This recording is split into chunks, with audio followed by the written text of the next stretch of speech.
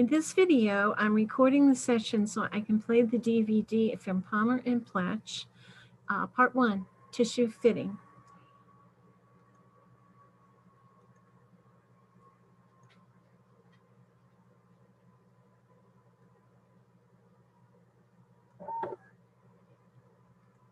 Visible zipper.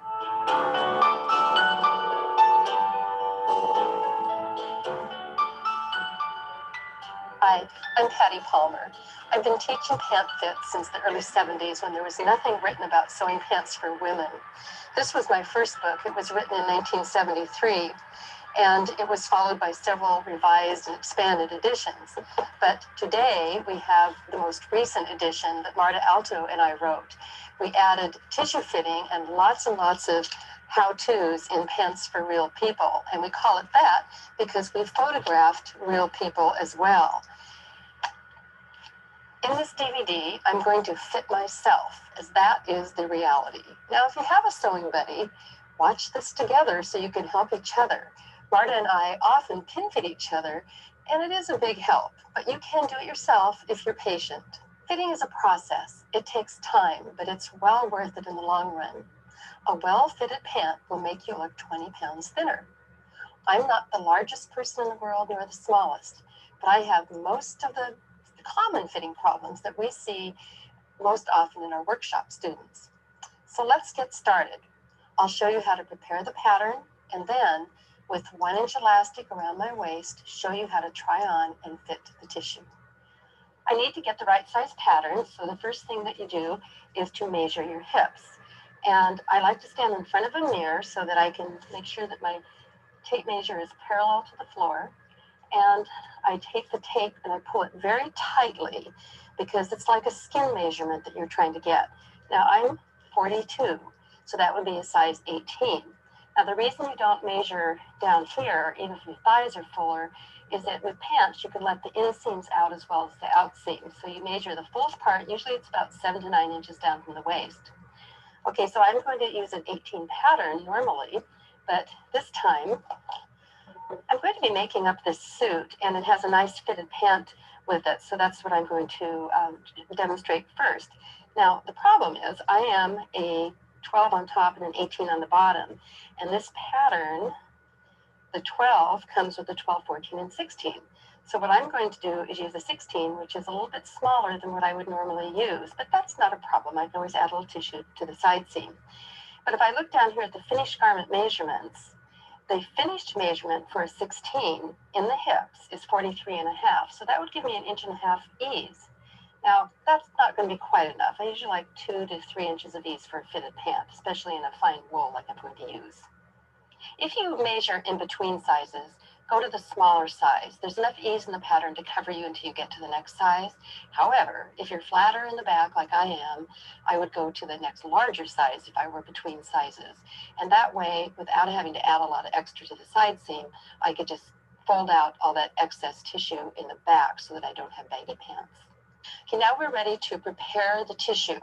I have already trimmed around the tissue pattern pieces, and I've trimmed outside the cutting line because when you don't have stitching lines marked on the pattern, you really have to have some point of reference. So I'd like to leave the cutting line in place. Now the first thing I'm going to do is press the pattern, and I use a dry iron with no water in it usually, so I don't get any water even by accident on the tissue. The tissue will just crumble with water. And I'm going ahead and ironing on my cardboard cutting board. It doesn't hurt anything. We're going to prepare the pattern for tissue fitting. And since multi-size patterns don't have stitching lines marked on them, I like to go ahead and mark the lines on the pattern. Some people have a hard time actually eyeballing 1 inch or 5/8 of an inch when they're pinning it together. So this will make you much more accurate. I'm working on a cardboard cutting table, and I'm going to use a rollerball pin, and I definitely do not want the pin marks to go through on my nice gridded cardboard cutting table that is actually brand new. So I'm going to mark the stitching lines. Now this is a Palmer Pletch pattern, and we use 1-inch seam allowances at the waist, the inseam, and the side seam. These 1-inch seam allowances are larger than necessary in case you need them. We just call them in case seam allowances. Now I'm going to do the crotch. We do use just 5/8 of an inch seam allowances on the crotch. which would be standard. You can always add 1-inch seam allowances to any pattern if you like that idea, but you will always find them in our patterns. Now I'm just going around the curve, just turning my ruler. And then we're going to do the inseams, which again on Palmer Pletch patterns are 1 inch. So I'm just going to mark 1 inch from the edge. I love these little gridded rulers. So I'm going to go all the way down on the inseam, and I'm also going to do the outseam 1 inch from the edge. And we'll just work our way down. Now this is just going to help me be more accurate when I'm pinning the front and back together. I can always just see through the tissue and see exactly where to put my pins. And when I teach, I really do like people to do this, because I find that to some people 5/8 of an inch, they pin it as if it were an inch deep. So go all the way down the inseam and the outseams. I finished marking. Now I'm going to tape the crotch. We use 1/2 inch tape, the kind in the little green box, and I usually put it in a dispenser. Now the reason that I tape the crotch is to keep the crotch from tearing when I try the tissue on. So I'm going to first mark or pin the tissue to the cardboard, because tissue has the bad habit of just flying up to that tape. And once you get a wrinkle in your tissue, it is there forever. One thing we've learned about altering is be neat and tidy, because if you don't, mistakes just seem to grow. Now I'm using short pieces of tape, and I'm lapping the tape as I go. And when I go around the corner, I'll make sure I lap them, because that's where it's going to be stressed the most. And then I'm even going to test it. I'm going to lap or tape all the way to the outside edge of the pattern. Even if you have a fly front, you tape all the way to the top of the center front. Now I'm going to snip the tissue to, but not through the tape. And then I'm going to test it and see if it is going to be strong enough. Did I get it taped? Yeah, that's good. If it tears, don't worry about it. Just tape over that area. Okay, now I'm going to do something that's a little unusual, but it works very nicely. I'm going to extend the grain line and then see if my center front is straight or on a slant. So I'm just starting here at the grain line, and I'm going to draw it up toward the top. Now I'm going to measure from the grain line to the center front, right about here where the notch is, and it's 3 3/4 of an inch. Up here at the top, it's only 3 1/8 inches. So I need to straighten that grain line. And so I'm going to make a mark at 3 3/4 of an inch up here. And that's where the stitching line is going to go to. So I'm going to actually straighten the stitching line. Now, why would I do this? Well, I have a tummy. I'm sure none of you do, but if you do, this is a little trick, and nobody will ever know that you've added an extra, probably as much as an inch across your tummy. But I will have to add a little bit of seam allowance here. I'm going to use perfect pattern paper, which is something that we devised from McCall's. It's actually large sheets of tissue, the same weight as pattern tissue, so it doesn't overpower the pattern. But it's also printed. It has a 1 inch down to 1/8 of an inch grit, which makes altering really easy. So I've pre-cut some strips, and in this case, I'm just going to pin the strip underneath the front of the pattern and get it under here, under the edge. And I'm going to make it so it's 5/8 of an inch from that top red mark. And that means that I'll have a 5/8 of an inch seam allowance on the pattern. So now we're ready to tape this little strip in place. I like doing this because I do not have a slant at my center front. If anything, instead of slanting in, it slants out. But by straightening up the center front, it'll make the front hang a little bit better, and I'll gain a little bit of width for my fuller tummy. So you might want to try that if you have a full tummy as well. Now the next thing I'm going to do is to add a strip to the sides. Remember, I said that I am using a size 16, but I'm really a size 18. I'm going to add a long strip to the front, and I'm going to make sure I get at least a couple of inches. So I'm lining the strip. I'm going to put the very top edge of the strip at the 1/2 inch in from the edge mark, because I want to do the same on the back and the front. It makes it easier if they're the same when you're trying to pin the seams together. And then as I go down, I'm following one of the lines on the pattern paper so it's even all the way down. And I cut another strip this exact same width and length as this one so that I can get the back and front the same. Now we'll just tape that in place. And I use a little more tape up here at the top than I do down lower, because this is where we're going to get a little bit more stress. We like the narrower tape. It's hard to find 1/2 inch tape, it seems, anymore. Most of it's 3/4, but the less tape you have on the pattern, the less stiff the pattern is. So if you can find 1/2 inch, do. It's certainly worth it.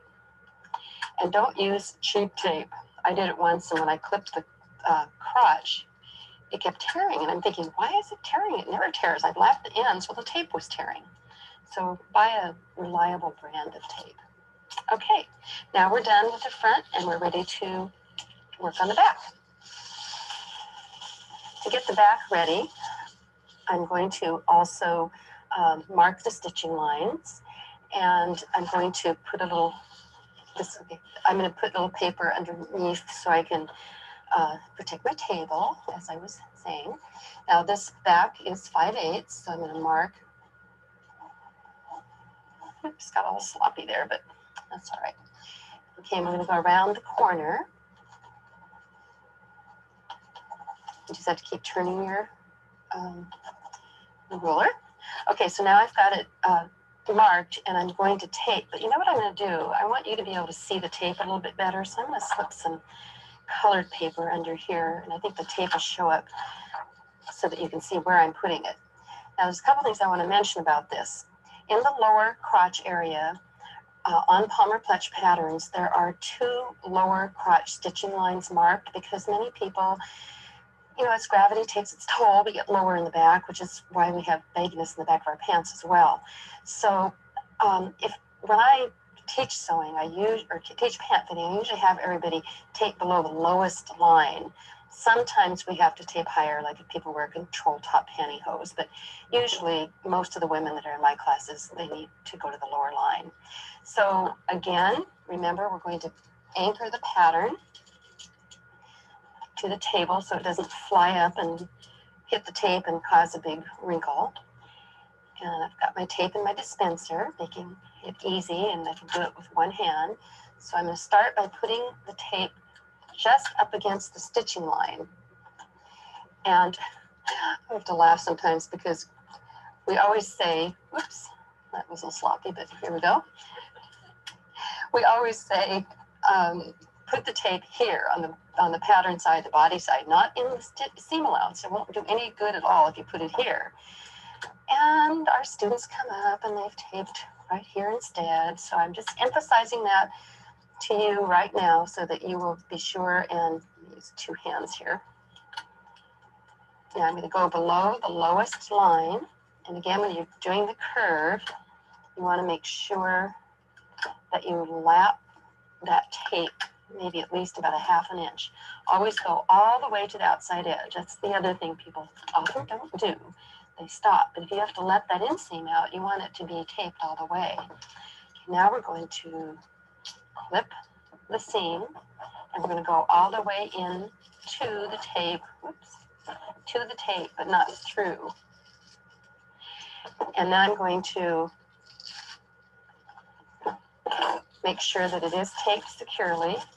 Whoops, there, it sort of came untaped. So let me fix that. And always try to fix everything totally flat with no pucker in your pattern. But I'm going to secure this by putting another piece of tape over those 2 ends. But everything's still nice and flat. And now the next thing that I'm going to do is add a piece of the same size and length pattern paper. to the side seam of the back. And I'm going to do it in the exact same way. I think I'll use the right side of the paper up. We like to always put the pattern paper under the right side of the pattern and tape on top and make that sort of a habit, because then when you iron the pattern, if you iron it from the wrong side, then your iron won't touch the tape. And the tape, it doesn't really melt, but it's better not to iron right on top of it. Okay, remember on the front, I put the top edge of the pattern right next to the top line on the pattern paper and a 1/2 inch in. So I want to do that the same on the back so that they're in the same place. And then I lined up the straight edge with one of the lines on the pattern paper. And I'm anchoring it so that it's totally flat. Always work on a flat surface. You can get folding cardboard cutting tables, and you can, or you can get these sofa tables. But you need a lot of space to work on, so your altering is neater, and it will definitely pay off in the long run. Okay, now I am ready to pin the front and back together. So I'm going to flip the back over so the wrong side is up, and then I'm going to put the front on top of it. When I pin wrong sides together, that means I'm going to be fitting my right side. And my sides are pretty even, but if your right side is your largest, you definitely want to fit that side. And if your left is largest, you want to pin the pattern right sides together. Okay, I'm flipping them over because it's too awkward for me to pin so that the pins are pointing down and won't fall out if I have it going the other direction. I like to line up the hem at the bottom, pin it to the table, and then go to the top, and they should be even unless the pattern stretched during printing, which can happen. That's why I like to check everything while I'm pinning it together. Check the notches and make sure they're in the right spot. Now all the outside edges are in the right spot, so I'm going to use my red stitching line that I marked previously and pin through both layers. Pins again pointing down so they won't fall out. Now, I should mention too that I am not using quilting pins or these real large pins. They're sort of lethal when you're trying to fit yourself, and they make big holes in the pattern, and they actually can fall out more easily. Now here's where I've added my extra tissue, and remember I added the same amount to both and put the grid in exactly the same place. This makes it easier now as I pin everything together. Because if these outside edges are even, then the stitching line should be one on top of the other as well. So I'm going all the way up. I use a few more pins up in this area. Now, I know that I'm going to need to let it out a little bit when I try it on. So, because I'm using a 16, and remember, I'm really an 18. So I'll go ahead and pin it a little ways from the original stitching line. Okay, so that's all pinned. Now we've got to pin the inseams together. Now the back of the leg is usually wider, so I'm going to bring the back and match the stitching lines on the front. There's the intersection of the crotch seam. And then I go to the bottom and I'm lining these up, and I just want to check to make sure my pattern pieces are the same exact length. And they are, so I'll put a pin there. And checking the notches, they seem to be fine. My pins always get magnetized and stick together. I'm sure you've had that happen too if you use this handy little grab it, but I wouldn't be able to sew without it, especially when you drop pins all over the floor while you're sewing. It's just so easy to go pick them up by turning the grab it upside down, and then the pins just sort of fly up to it. Okay, the first pin at the top is actually, the head of the pin is on the crotch stitching line. And of course, another reason for pointing your pins down is so that you won't hurt yourself when you try on the pattern. Now, the next thing I'm going to do is just turn up the hem. This is an 1¼ inch hem. It'll get everything out of the way when I try the pattern on. So I'll pin up the front and the back. And then, of course, I will need to pin the darts in. Now, I never use front darts, but I'm going to pin them in anyway so that you can see um, how to pin the darts. Now, there's 2 dart markings. 2 sizes are accommodated by each marking. So here's the 14-16. So I'm going to bring the 2 circles together. Now, darts are just markings on the pattern, and you will probably not use them the same. Oops.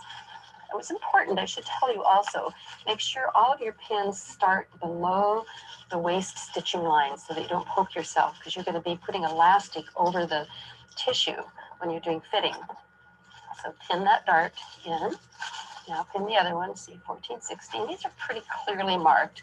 We really had to get used to multi-size patterns and all those markings, didn't we? But they have many advantages. The main disadvantage is we miss those stitching lines, but it doesn't take long to do a little marking. So there's the darts pinned in the front. Now I'll do the same in the back, and then I'll be ready to try it on my tissue. Well, the pattern's all pinned together, so now I can try it on.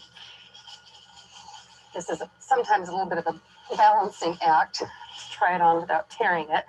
Now, a lot of people, when they try on a pattern, they just sort of pull it up in the front. But then what happens is the back is way down. You always have to stand with your legs apart and try to evenly bring the pattern in place all the way up, front and back, and then stand normal. And I've got 1-inch elastic around my waist, and we used to use 1/4-inch elastic, but the 1-inch actually is better. It's more accurate because that's the same width of the waistband that I'm going to use. So now I can just put the elastic exactly where I want to wear the waistband on my pin. Okay, now I'm going to grab a mirror so I can see the back. I'm going to just sort of check it out and see what I see. Well, I see a lot of bagginess, some wrinkles in the back, and so I probably need to pull it up a little bit more in the back. Let's see the front though. Well, in the front, I've got major smiles coming from my front inseam. I didn't see those in the back. But first thing I think I'm gonna do is go ahead and let out the front inseam. So I can do that just while I'm here in front of the mirror. I don't need to take it all the way off and go back to the board. So I'm going to let just the front out. And I think I'm gonna really exaggerate it because it looks like it was really pulling. I don't have a lot of seam allowance, but I do have my inch seam allowance, which is great. And that's the reason that we made that inch seam allowance. So I'm going to take a few pins out, and I'm going to go between probably about 8 and 14 inches down to make the change. It's got to be sort of a gradual kind of move. And so I'm going to go down, let it out on the front, but I'm not letting it out on the back. The back will end up being at the same spot. And there. I've let it out in the front, down about 10-12 inches. Now let's put it back on again and see if the smiles have gone away. Remember, legs apart, see until you get it on.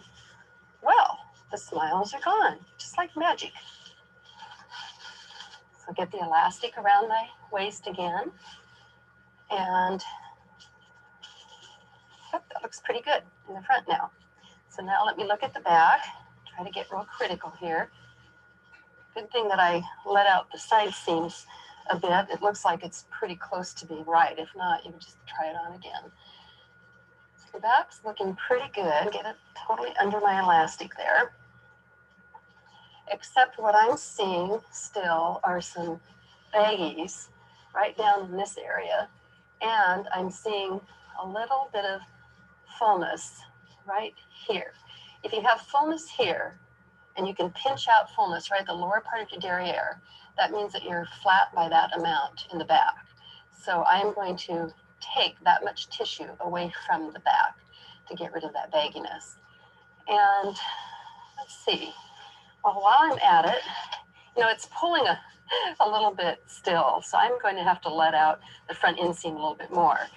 But I'll have to add some tissue to the front thigh area to do that. Now my darts in the front are just one big pucker because I don't slant in very much. I'm pretty straight through this area.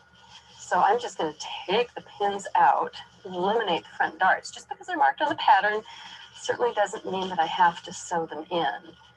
Patterns are your manuscript, but you are the editor. You can make you can use lines on the pattern or not. Actually, when I let the darts out, and I'm now just sort of pulling the side seam down a little bit, that helps take away that wrinkle too. See, when I pull it up, I get a wrinkle. When I pull it down, the wrinkle goes away. So that's another way that you can drape the pattern on you and get rid of wrinkles. And notice that the center front, my new center front stitching line where I straighten it up, has given me more width right across here where I need it. So one more check on the back. Well, my darts could probably be a little bit longer, but I think first I'm going to get rid of this excess here. My side seams are at my side, so that does mean it does need to come out of the back. So let's go to the alteration table and go ahead and make some of those alterations. Palmer Pletch patterns already have flat derriere tuck lines marked on the pattern, and if you brought the outer ones together, you're removing 1 inch. But if you only have to take a 1/2 inch out, bring those 2 lines together. Okay, I'm going to take 1 inch out of my pattern. I'm going to bring the outside lines together, and I'm going to pin with the outside line right on one of the grids in the table, and that way for sure I will get everything nice and flat by the time I get to the bottom. So now I'm going down the leg, again continuing to fold nice and evenly and crease it with my hands as I go.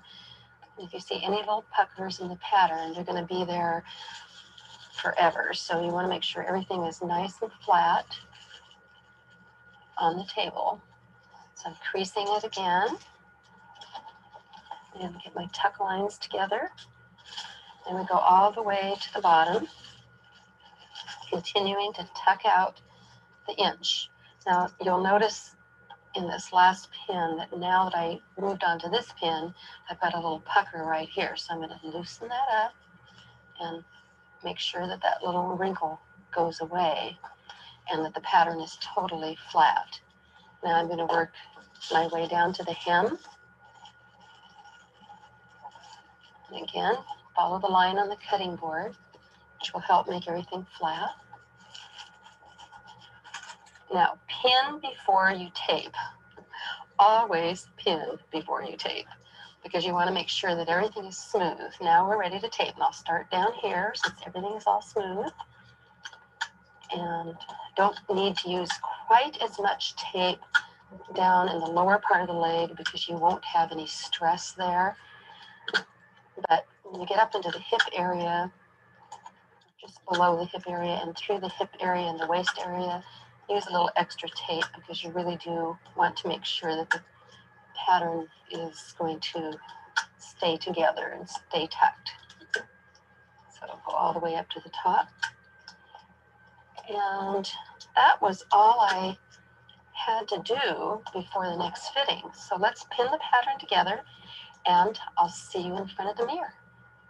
Well, I've put the pattern tissue back on with the alterations I've made, and it looks pretty good right here in the front where I had smiles before. I did let it out even a little bit more by adding a little extra tissue there, but they're all gone. It looks good. Well, let's see how the back looks.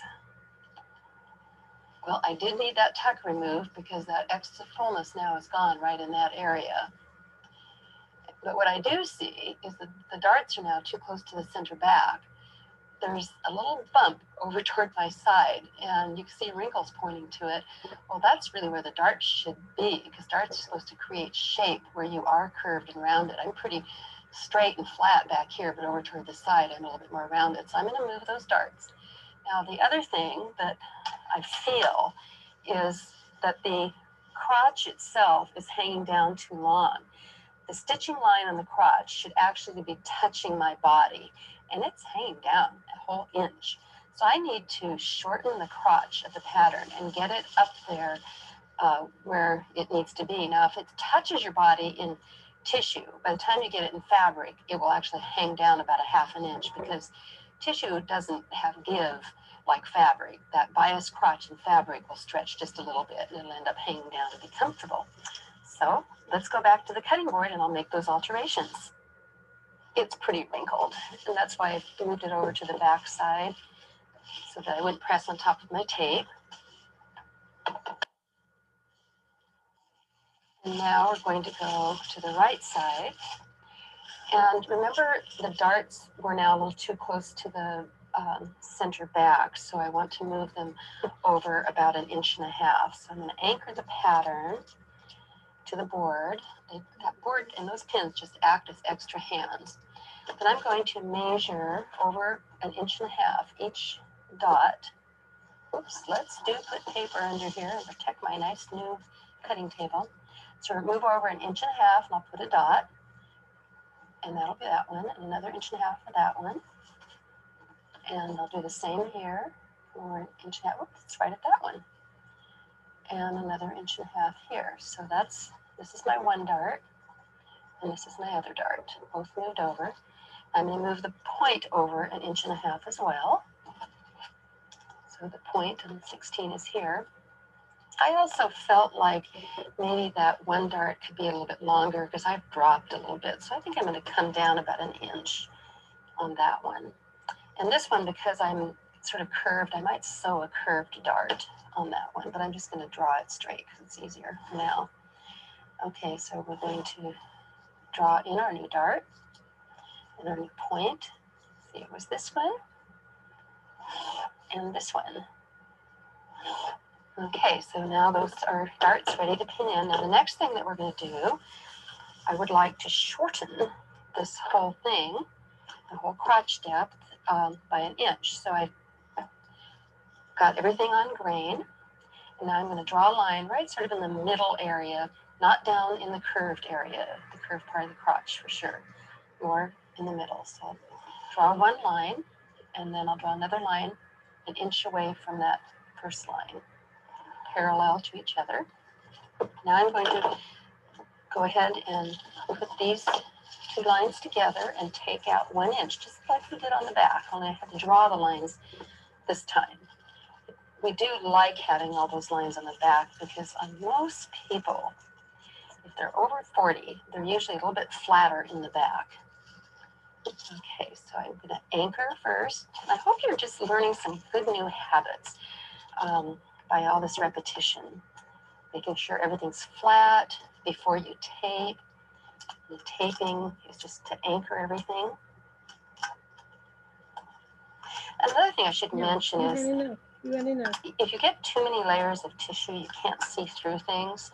And on the sides, if you can't see your marks through, you could go and trim away the excess tissue. Usually it's better just to leave about, 1/2 inch under the edge, but I won't bother right now on this one. Okay, now we're going to draw the same line, take the same amount out of the front, and I'll go sort of in this mid area, not down in the crotch curve. And let's put my paper underneath. I almost have to talk to myself and tell myself to do that so I don't ruin my nice table. Okay, so I'm putting this line on my extended grain line so that this new line that I'm drawing is perpendicular to the grain line. Okay, and then here's my other line. And bring those two lines together, and I have just shortened the crotch depth by 1 whole inch. Now, I never used to have to do this, but also I have to remember that I never used to sew with size 16 and 18 patterns. And when you have a size 10, it's going to be shorter in the crotch depth. Either that, or as I've aged, I've just gotten shorter in the crotch, or my waistline's dropped. I'm not sure really what it is. But it doesn't really matter. As you change, as you age, when you change, you just fine-tune your fitting and make changes as you change. And I make about the same changes on every pattern, but this is very empowering because now I can sew almost any pattern style and make it fit. And as you are seeing here, I'm even using a size 16 and making it fit my 18 body. So it doesn't matter what size pattern you use, you can buy any size you want to be. If you want to start with a 6, you can start with a 6 and make it fit, but it will be a little bit more work. Okay, I've got the elastic over the top, and everything looks smooth in the front, but right here on the side, I've got a little too much length. Can you see that little wrinkle there? So I'm actually going to have to just pull the tissue up until the wrinkle goes away. So that means I'm not needing quite as much length right here at the side. And then I want to look at it all the way around to the back, and I got the pattern right up at the top of the elastic there, so everything's fine there. And now I want to grab the mirror, the handheld mirror, so I can see the back. And the back looks good. Now I did have to let the side seam out just a little bit more after I took this tuck, because that reduced the width of the waist. But the back's hanging quite nicely. The darts are in a better position, and I do like that long dart going down to here. And this one I think is going to be a curved dart. We'll talk about that a little later. And yeah, I think everything looks good. And the crotch depth is touching my body, so it will hang down a ½ inch in fabric. So I think I am ready to mark the bottom of the elastic. And I've only made a change at the side seam. Everywhere else in the pattern, the top of the tissue is right at the top of the elastic, and that's my 1-inch seam. So I'm just going to mark from about here around, and this will be my waist stitching line. And you can do this on yourself. It gets a little awkward at times. And actually, I'm going to pull it down just a little bit over my pillow right back here, because I think I'm going to have a little less seam allowance there. Okay, now that I finished marking where the waistband's going to go, let's fit the waistband. I folded it in half so it's more the width of the finished band. Now it just dawned on me that I really can't fit this over this transformer unless I want my waist to be about 3 inches larger. So I'll just move it down. Okay, now I've got the waistband coming together, and I won't have much underlap here if I don't add a little. So I think I'll add about 1 inch or 1.5 inches when I cut. Now you can unpin the pattern, but save time and don't unpin it until you have marked where those pins ended up being. Now, one really important mark is right here, because this is where the waistline crosses the new side seam, and I'm going to just put with my paper underneath, I'm just going to put a big circle right there that goes all the way through, and that's where my waist seam and my side seams intersect, so it will be on the same spot in both the back and the front. And then I'm just going to mark through where these pins are, and this type of ink will go through to the other side, so you've actually marked front and back at the same time. Then after I do that, I'm going to measure 1 inch from those marks, because I would like to leave a 1 inch stitching line, 1 inch seam allowance, And again, those are in-case seam allowances. Well, you say, well, gee, the tissue fit just fine, so why do you need to do that? Well, you need to do it because every fabric hangs differently on your body. Thick fabrics take up more room. You might need to let out that seam just a little bit. Now at the waist, I've got 1 inch seam over at the center front, but it dipped down. So I'm just going to take my ruler, follow my green line with one of the lines on the ruler, and go all the way out here to the edge. Now I'm again saving time because I'm trimming front and back together at the same time. It's nice to have them together because you're being a little bit more accurate. So I'll trim all the way down the side seam, leaving 1 inch seam allowances, and then I'll trim the front as well over to the side, just through the front layer, leaving my inch seam allowance. And then I'll do the same at the side on the back, and I will do that on the inseams, although it looks like my inseams pretty well ended up at 1 inch, so I don't have to do anything else. So now I'm ready to unpin the pattern, press it, cut out my pair of pants, and get them ready for pin fitting. And I will be back with my pin fitted pant. I've put the invisible zipper in the back, and I've basted the dart